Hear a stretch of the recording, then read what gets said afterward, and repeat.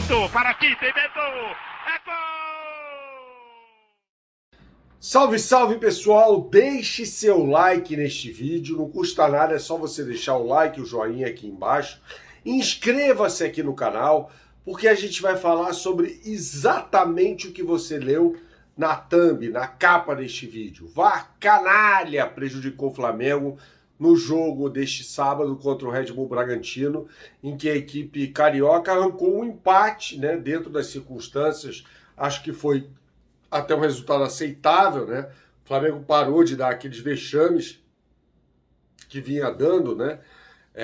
Empatou com o Red Bull Bragantino, onde é sempre difícil de jogar. A gente vai falar mais sobre o jogo daqui a pouco, porque eu quero chamar a atenção para a atuação desastrosa do VAR nessa partida, né? Foi uma partida em que o Flamengo foi claramente prejudicado. Vamos ao primeiro lance, por exemplo, ao lance da expulsão do Luan Cândido, que o VAR chama o árbitro, péssimo árbitro, Paulo César Zanovelli, para aferir a jogada, e aí ele vê o que só ele viu, uma falta do De La Cruz. Gente, não foi absolutamente nada, não foi nada. E o VAR, assim, tirando isso, né, já tem um erro ali.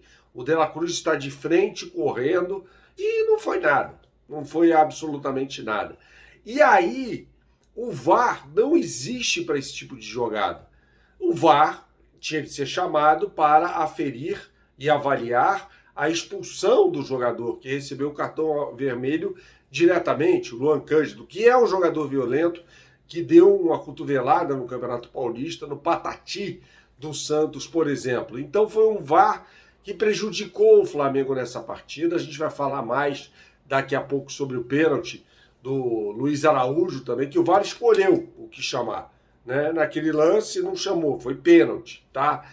Flamengo é bom demais, não é? Melhor ainda se você torcer para o Flamengo e descobrir um novo hobby.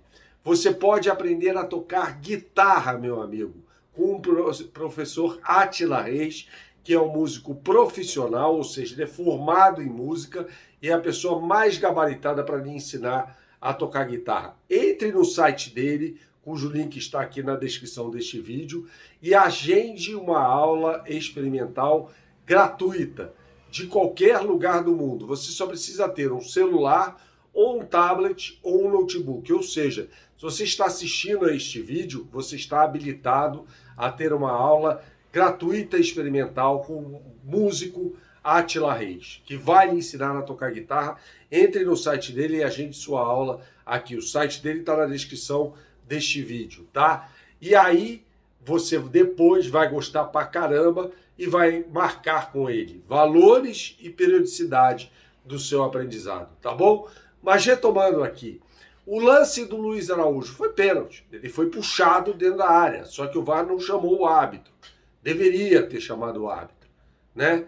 Então o VAR escolheu o momento em que faria a sua intervenção, né? Então, para mim, foi um VAR canalha, desastroso, esse que apitou, não foi o Paulo César Zanovelli, que apitou o jogo entre Flamengo e Red Bull Bragantino, um resultado que prejudica o Flamengo poderia ter vencido o jogo em termos de classificação, relativizando sempre que é muito complicado jogar em Bragança. Para o Flamengo vem sendo complicadíssimo. O Flamengo não ganha um jogo em Bragança desde 1996. Né? O que a gente viu foi um Flamengo que começou o jogo muito mal.